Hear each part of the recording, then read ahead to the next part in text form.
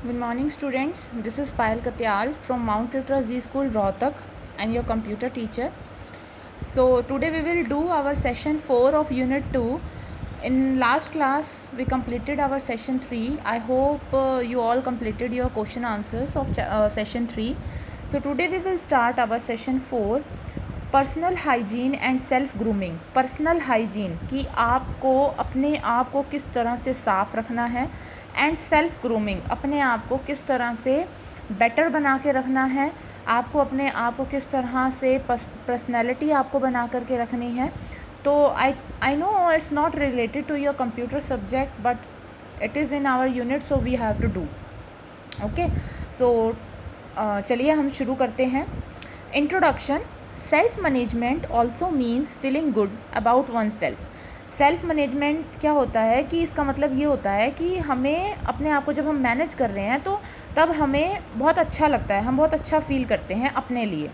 This involves feeling healthy and feeling good about self. ये इसमें क्या होता है कि हम बहुत अच्छा मतलब स्वस्थ महसूस करते हैं और अपने बारे में हमारी जो इच्छाएं होती हैं वो बहुत अच्छी होती हैं।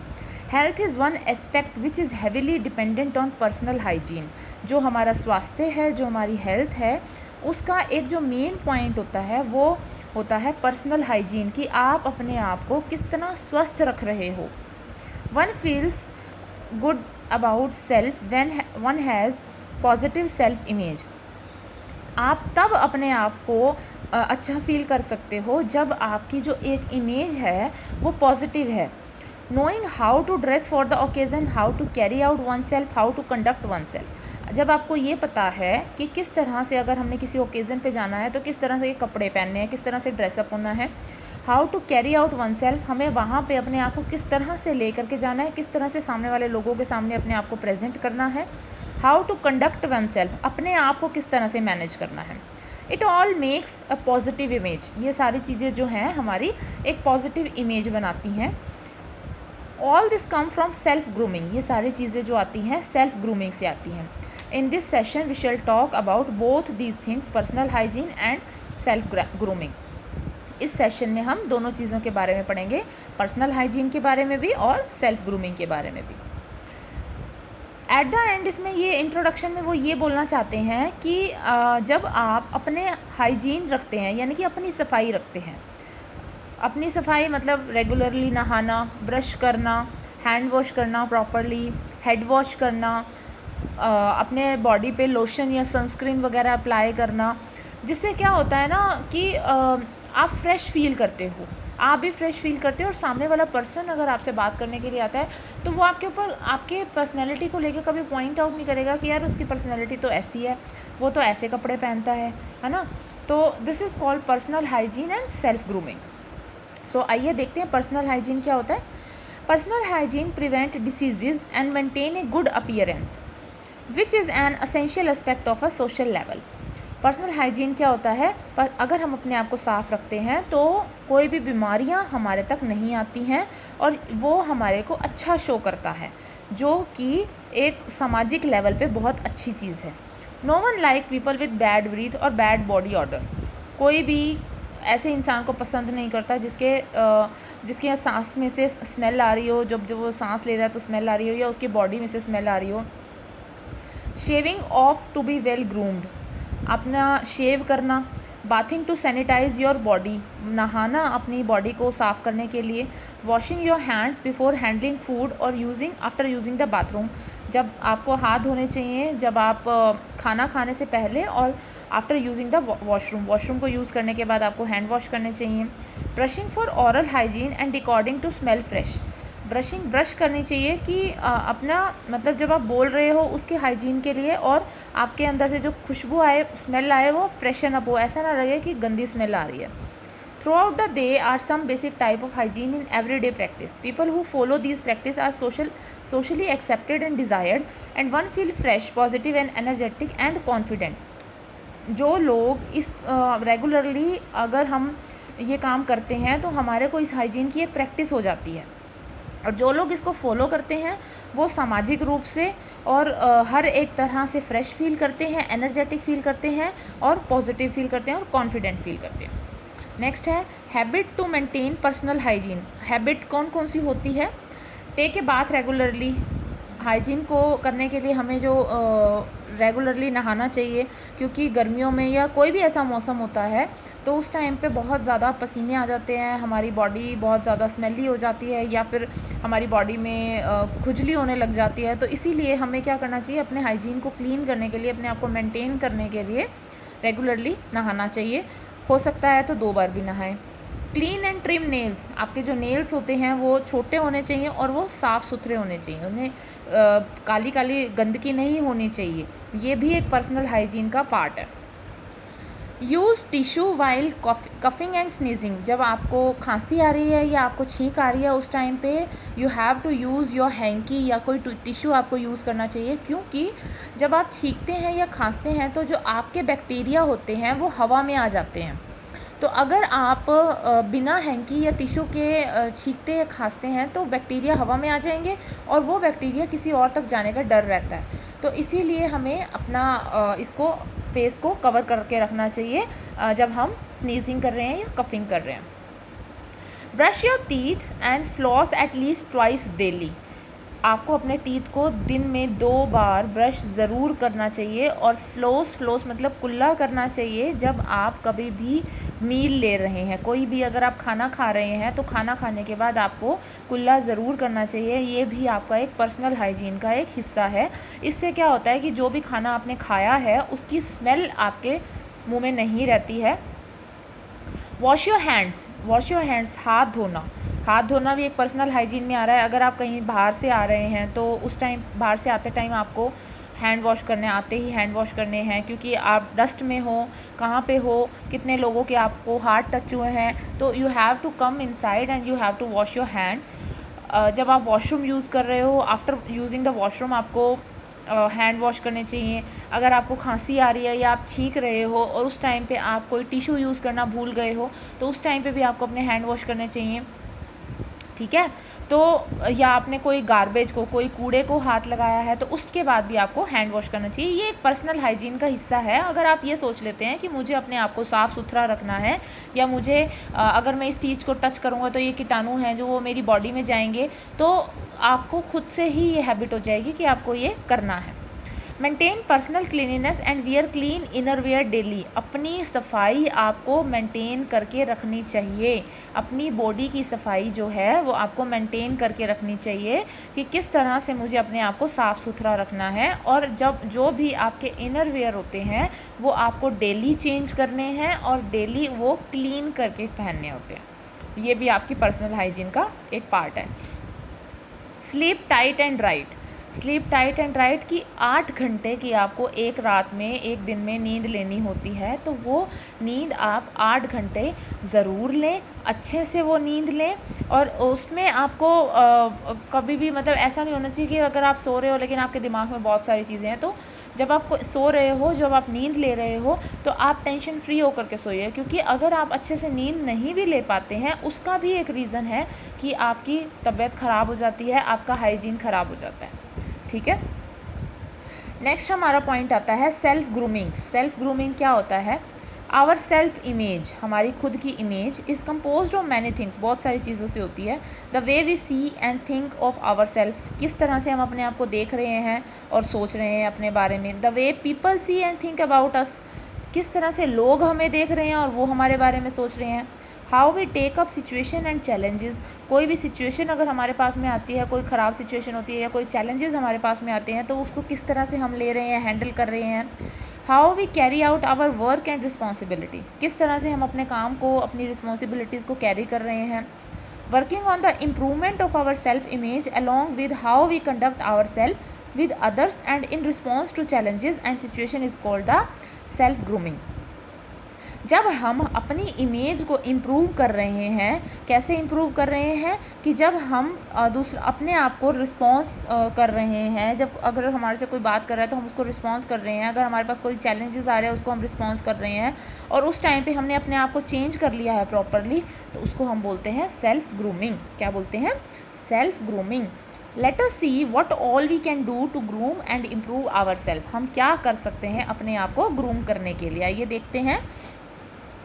Number 1 is changing self image. सबसे पहले आपको अपनी इमेज को चेंज करना पड़ेगा। लास्ट सेशन में हम लोगों ने पढ़ा था सेल्फ एस्टीम।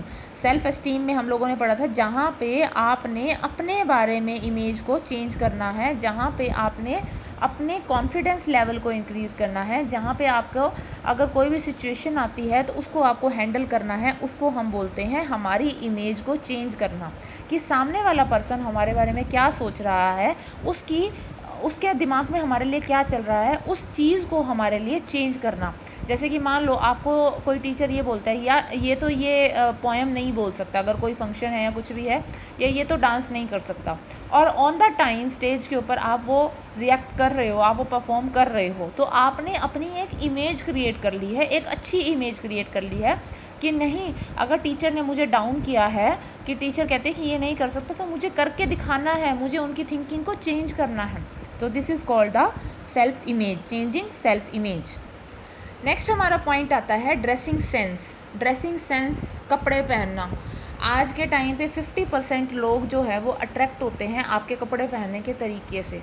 तो आपका फर्स्ट इम्प्रेशन, आपकी पॉजिटिव जो चीज़ें हैं, आपके प्रोफेशन में जाते हो या आप किसी ओकेज़न में जा रहे हो या आप इंटरव्यू देने के लिए जा रहे हो, तो उस टाइम पे 50% आप तभी क्लियर हो जाते हो जब आपका ड्रेसिंग सेंस बहुत अच्छा होता है।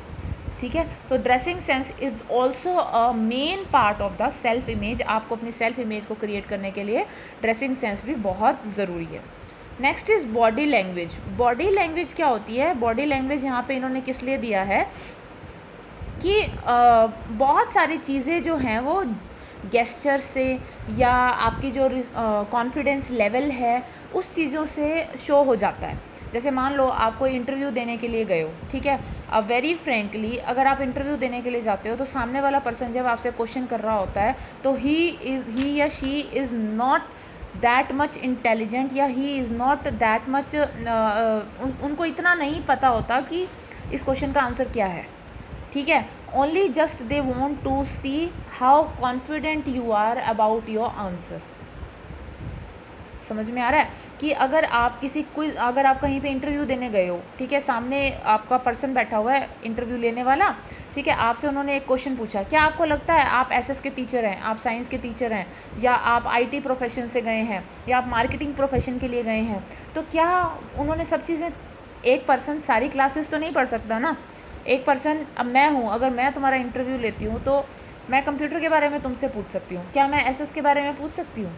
ठीक है, मैं पूछ भी लूँगी, तो अगर आप कुछ गलत भी बताओगे तो क्या वो मुझे पता होगा? 10% मुझे नहीं पता होगा, क्योंकि मैं उसमें अव्वल नहीं हूँ, मैंने उसके रिलेटेड पढ़ाई नहीं कर रखी है। उस टाइम पे सिर्फ आपका कॉन्फिडेंस लेवल देखा जाता है कि आप कितने कॉन्फिडेंट हो अपनी चीज़ को लेकर के, अपनी बात को लेकर के। ठीक है, और उस टाइम पे आपकी बॉडी लैंग्वेज क्या है? आप नर्वस तो नहीं हो, आप उस टाइम पे अपने चीज़ को लेके, अपनी बात को लेकर के कॉन्शियस तो हो। कई बार क्या होता है कि सामने वाला पर्सन ये कोशिश करता है कि ये अपनी बात को मुकर जाए, कि वो ये कहे कि नहीं, जैसे आपने 3 इडियट्स मूवी भी देखी होगी ना, जिसमें वो लास्ट में जब वो जॉब लेने के लिए जाता है तो वो ये कहते हैं कि भाई आप हमारी मर्ज़ी से काम करोगे या नहीं करोगे, तो उसने ये कह दिया कि नहीं, मैं नहीं करूँगा, मैं अपनी मर्ज़ी से काम करूँगा जैसे मुझे करना है ना। तो उसके बाद उसको जॉब मिल जाती है, तो वो कॉन्फिडेंट बंदा होता है। उसने अपना बॉडी लैंग्वेज ऐसा दिखाया कि वो कॉन्फिडेंट है। उसने उनकी हाँ में हाँ नहीं मिलाई कि जॉब लेने के लिए मैं हाँ में हाँ नहीं मिलाऊँगा, जो मैं हूँ मैं वही हूँ। ठीक है, क्लियर है। आगे है फिज़िकल एक्सरसाइज। फ़िज़िकल एक्सरसाइज इसलिए यहाँ पे इन्होंने डिफ़ाइन किया है अपनी सेल्फ इमेज को बनाने के लिए। तो अगर 50% आपके ड्रेसिंग सेंस आपके मैटर करती है आपकी इमेज को बनाने के लिए, तो आपका फ़िज़िकली और मेंटली स्मूथ होना भी बहुत ज़्यादा हेल्पफुल होता है, बहुत ज़्यादा ज़रूरी होता है आपकी इमेज को बनाने के लिए। आपकी ड्रेसिंग सेंस अच्छी है, ठीक है, आपकी बॉडी अच्छी नहीं है, फॉर एग्ज़ाम्पल आपकी बॉडी अच्छी नहीं है, आपकी ड्रेसिंग सेंस अच्छी है, और आपने 1000 रुपये का कपड़ा पहन लिया लेकिन आपकी बॉडी अच्छी नहीं है, और वो 1000 रुपये का कपड़ा चीज़ अच्छी है लेकिन वो आपके ऊपर सूट नहीं कर रही, फिर कैसे इमेज बनेगी, है ना। तो और दूसरी चीज़ क्या होती है थी कि जब अगर आप एक्सरसाइज करते हैं तो आप फिज़िकली और मेंटली अपने आप को बहुत ज़्यादा लाइट फील करवाते हैं, बहुत ज़्यादा आप लाइट हो जाते हैं। आपके अंदर अगर कोई स्ट्रेस होता है, अगर आप कोई एक्सरसाइज करते हैं तो उस टाइम पे आप उस एक्सरसाइज के टाइम पे उस स्ट्रेस को भूल जाते हो, और ये एक नेचुरल चीज़ है, ठीक है। तो उस टाइम पे क्या होता है कि जब आप फ्री माइंड हो जाते हो तो एक्सरसाइज करते हो तो फिज़िकली आप बिल्कुल स्ट्रॉन्ग हो जाते हो, आप जो करना चाहते हो आप वो कर सकते हो, और आप उस टाइम पे एक्स्ट्रा कॉन्फिडेंट भी हो जाते हो। तो फिज़िकल एक्सरसाइज भी आपके लिए बहुत ज़रूरी है अपने आप को मैनेज करने के लिए, अपनी इमेज बनाने के लिए। Prepare your self for everything, यहाँ पे नेक्स्ट हमारा पॉइंट आ रहा है, prepare your self for everything, अपने आप को प्रिपेयर करना हर एक चीज़ के लिए। यहाँ पे आता है embrace gracefully, embrace gracefully.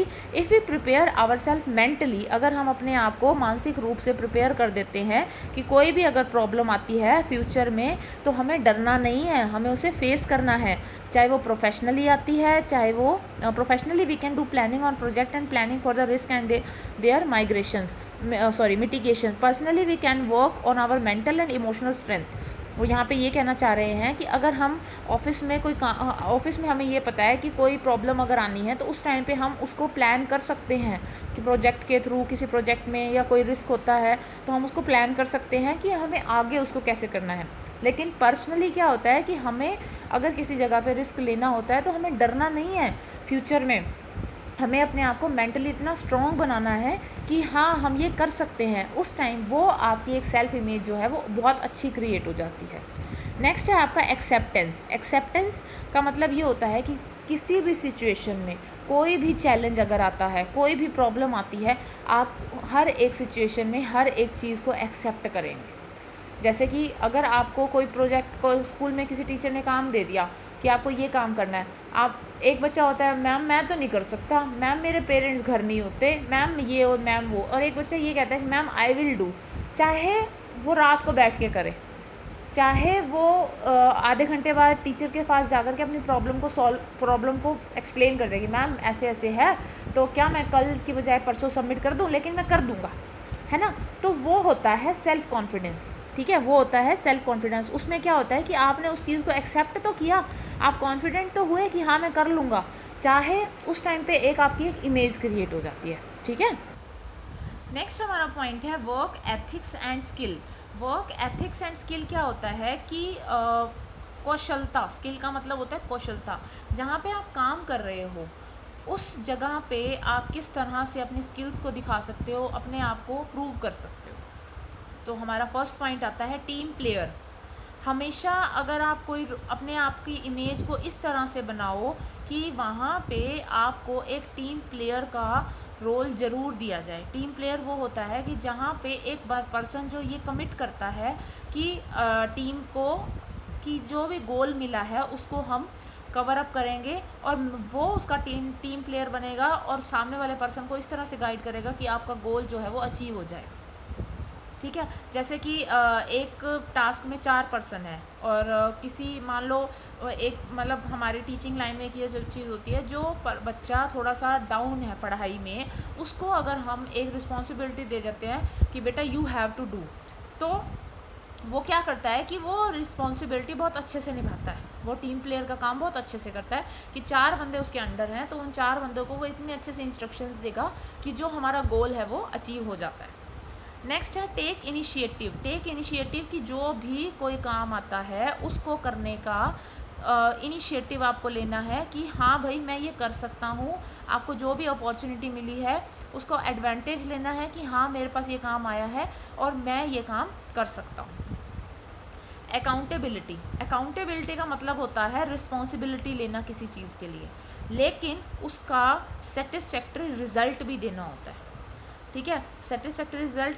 To be accountable to a team one need to be clear that we need to do work on that thing and update the team when it is done. For high performing teams accountability is a key ingredient. Accountability, जैसे हमारे school में प्रीति ma'am है, तो वो प्रीति ma'am क्या करती हैं कि अकाउंट्स हैंडल करती हैं, जितनी भी फीस आई है स्कूल का, जितना स्कूल का खर्चा हो रहा है, जो भी चीज़ें हो रही हैं, है ना, तो उसके लिए उनको क्या करना पड़ता है, उसके ऊपर पहले सारा काम करना पड़ता है कि इतने बच्चे, इस बच्चे की इतनी फ़ीस है, इस क्लास की इतनी फ़ीस है, इतना हमारा जो है वो स्कूल के फ़ंड में जाएगा, इतना हमारा जो है स्कूल की एसेसरीज आएंगी, है ना। तो वो सब चीज़ें जो हैं वो आपको उसके ऊपर पहले बैठ करके काम करना पड़ता है, आपको वो चीज़ें पहले क्लियर होनी पड़ती हैं, उसके बाद ही आप वो अकाउंट का काम कवर अप कर सकते हो। Giving due credit to success of the team is due to be the combined efforts of the team members. A good team player always give credit to his team members and not just tries to soak all the praise himself herself. Giving credit builds the trust of the team. Giving due credit, giving due credit का मतलब ये है जहाँ पे अगर आपको किसी काम के लिए टीम लीडर बनाया गया है, टीम प्लेयर बनाया गया है, तो अगर कोई भी आपने गोल अचीव किया है तो वो गोल अचीव आपने नहीं किया, अगर आप 4 पर्सन को गाइड नहीं करते, वो 4 पर्सन मिल करके काम नहीं करते, तो वो काम नहीं होता। तो एक अच्छा टीम प्लेयर बनने के लिए, एक अच्छा इंसान बनने के लिए, एक अच्छी इमेज को बनाने के लिए आपको क्या करना चाहिए, एक अच्छा टीम प्लेयर बनने के लिए आपको क्या करना चाहिए, आपको अपनी टीम को बताना देना चाहिए कि ये वाला काम जो है मेरी टीम ने मिल करके किया है, हम लोगों ने ये काम मिल करके किया है। नेक्स्ट है ट्रस्टवर्दीनेस। ट्रस्टवर्दीनेस की अपना विश्वास बनाना। It is crucial component of emotional intelligence. Trustworthy people are reliable. If they say they will do something, then they will do so. Their values are consistent and their actions with their actions. They also stand against unethical behavior. एक emotional intelligence मतलब एक लोगों के साथ में अगर हम अपने विश्वास बना करके काम करते हैं ना, तो सबके साथ में, हमारे टीम में या हमारे ऑफिस में या हमारे स्कूल, जहाँ पे भी हम जॉब कर रहे हैं, वहाँ पे हमारा एक विश्वास बन जाता है। उस टाइम पे हमारा उन लोगों के साथ में कुछ इमोशंस जो हैं वो कनेक्ट हो जाते हैं। जब वो इमोशंस हमारे साथ में कनेक्ट हो जाते हैं, तो अगर वो बोलते हैं कि वो पर्सन वैल्यूएबल है, हमारा काम कर सकता है, तो वो कर सकता है, क्योंकि आपने काम करके आपने एक ट्रस्ट क्रिएट कर लिया है। तो अगर आप कहीं पे भी कोई भी काम कर रहे हैं, तो वहाँ पे सबसे पहले आपको अपना ट्रस्ट मेंटेन करना है कि मेरे को कोई भी काम करना है वो विश्वास से करना है। सामने वाला पर्सन मेरी किसी बात से, उसको ये ना लगे कि ये झूठ बोल रहा है, उसको ऐसे अपने काम को शो करना है कि वो मेरे काम पे विश्वास करे, मेरे से खुश हो, और अगर कोई प्रॉब्लम आती भी है तो वो ये श्योरिटी से कह सके कि वो ये पर्सन ये काम नहीं कर सकता। ठीक है। Dependability. Dependability refer to the quality of being relied upon और able to counted on, to be at the work on time, to be responsible for our actions and behaviors, to be there when we are supposed to be, keeping our senior at work updated about your availability and non-availability at work, updating our seniors about our progress in our work assigned makes us dependable and responsible. Dependability आपको ये बताना है कि आपकी quality क्या है, कि आप किस तरह से अपना काम कर रहे हो। आप अगर जो भी अपना काम कर रहे हो वो टाइम पे कर रहे हो या नहीं कर रहे हो, आप अपने काम को लेकर के रिस्पॉन्सिबल हो या नहीं हो, आप अपना जो एक्शन कर रहे हो, आप काम कर रहे हो, आपका जो बिहेवियर है आपके काम को लेकर के वो आपका रिस्पॉन्सिबल है या नहीं है काम को लेकर के। अगर आप कोई भी काम कर रहे हो, आप अपने सीनियर को उसका अपडेट दे रहे हो या नहीं दे रहे हो। तो ये सारी चीज़ें जो हैं वो आपको ये ध्यान रखनी चाहिए कि जो सामने वाला पर्सन आपको जब गाइडलाइंस दे रहा है, तो उस गाइडलाइंस को आप कितना पूरा कर रहे हो, आप अपने काम को लेकर के कितने रिस्पॉन्सिबल हो। ठीक है। नेक्स्ट आपका पॉइंट आता है organisation skills. The ability to keep work organized and remain focused without getting lost, which leads to increased productivity and efficiency, are organization skill. Organized people cultivate habits which help them to become organized. They write things that need to be remembered. They plan the schedule by setting goal and deadline and sticking to them. They are not overloaded with responsibility, rather they plan and delegate. Organisation skill, किस तरह से आप अपने काम को organise कर रहे हो, आप किस तरह से अपने काम को संभाल रहे हो। अगर आपके पास बहुत ज़्यादा काम आ जाता है, अगर आपके पास बहुत ज़्यादा बर्डन आ जाता है, तो उस बर्डन को आप किस तरह से हैंडल कर रहे हो। आप उस रिस्पॉन्सिबिलिटी को अपने ऊपर भार समझ करके तो नहीं ले रहे हो, आप उस रिस्पॉन्सिबिलिटी को टेंशन लेकर समझ के तो नहीं ले रहे हो। अगर आपके पास में कोई काम है तो आप उसको स्टेप बाय स्टेप प्रोसेस में आपको किस तरह से करना है। आपके पास में अगर कोई चीज़ आई है तो आप उसको कवर अप करने के लिए रिटन राइट डाउन कर रहे हो या नहीं कर रहे हो। ठीक है। तो कोई भी काम आपको करना है तो उसको किस तरह से आप मैनेज करके करते हो। Clean work environment, this is the main important point of your work area. जहाँ पे आप काम कर रहे हो, वहाँ पे आप जहाँ पे आप काम कर रहे हो, this is the main point. किस तरह से है कि जो काम आप कर रहे हो वहाँ का जो एरिया है वो साफ़ सुथरा है या नहीं, आप उसको साफ़ रख रहे हो या नहीं रख रहे हो। क्योंकि अगर जो जैसे अब एक बिजनेसमैन इंसान होता है ना, वो सुबह उठ जाते ही अपनी शॉप पे डस्टिंग करता है, सफाई करता है, ठीक है। क्यों? क्योंकि वो वहाँ से उसको उसकी रोज़ी रोटी चलती है, वहाँ से उसको सारा कुछ मिलता है, ठीक है। तो अगर आप कोई जॉब कर रहे हो तो उस जॉब में से ही आपको सब कुछ मिलता है। तो जहाँ पे आप काम कर रहे हो, अगर वो वाला एरिया ही साफ़ सुथरा नहीं रहेगा तो आपके काम करने का क्या फ़ायदा। अगर आप सुबह जा रहे हो तो सुबह आपको उस वाले पार्ट को क्लियर करना है, वापस आते टाइम भी आपको उसको साफ़ सुथरा बना करके आना है। This is the main part of your work, ठीक है। अगर आपको कोई प्रॉब्लम आती है इस चैप्टर के रिगार्डिंग तो आप मुझे कॉल कर सकते हैं। Thank you.